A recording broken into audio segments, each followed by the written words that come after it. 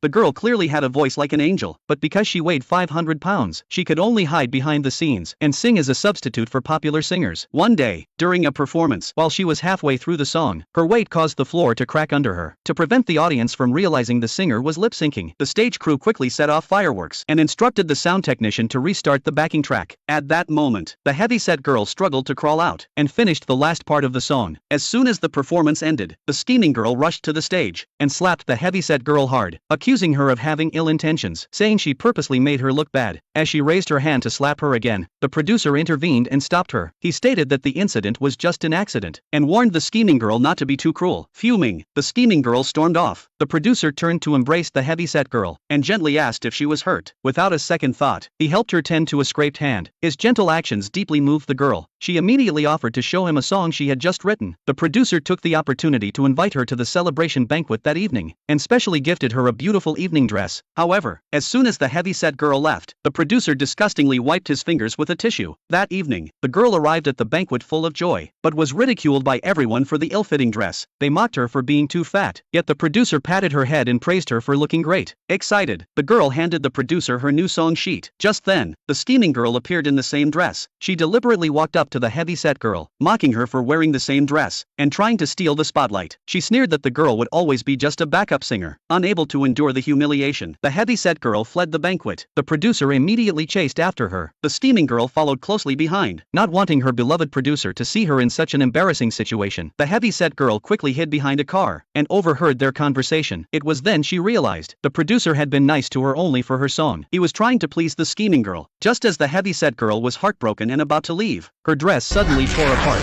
When things were about to be exposed, the producer no longer pretended. He angrily scolded her for not knowing how to appreciate his kindness. If it weren't for his discerning eye, she'd still be singing at a bar. Furious, the heavyset girl tried to reclaim her original song, but the scheming girl shamelessly claimed the song's copyright had already been transferred to her. Angered, the heavyset girl threatened to expose both of them, but to cover up their lies, the producer pushed her off a cliff. Little did they know, the girl didn't die, but her face was horribly disfigured from the fall. The scheming girl, in order to hide the lip-syncing secret, lied that she had suffered an accident and damaged her voice. Watching the two of them walk away unscathed, the heavyset girl's hatred burned fiercely within her. To take revenge on the scumbag producer and the scheming girl, she underwent a life-threatening full-face reconstructive surgery and trained 24 hours a day. Finally, she lost the weight she had always wanted. Just then, the scheming girl announced her comeback. She would be entering a singing competition. The girl knew her chance had arrived. To cover up her lip-syncing secret, the producer searched for a backup singer, but due to the girl's unique voice, he could never find anyone who sounded similar. At that moment, the transformed girl showed up to audition.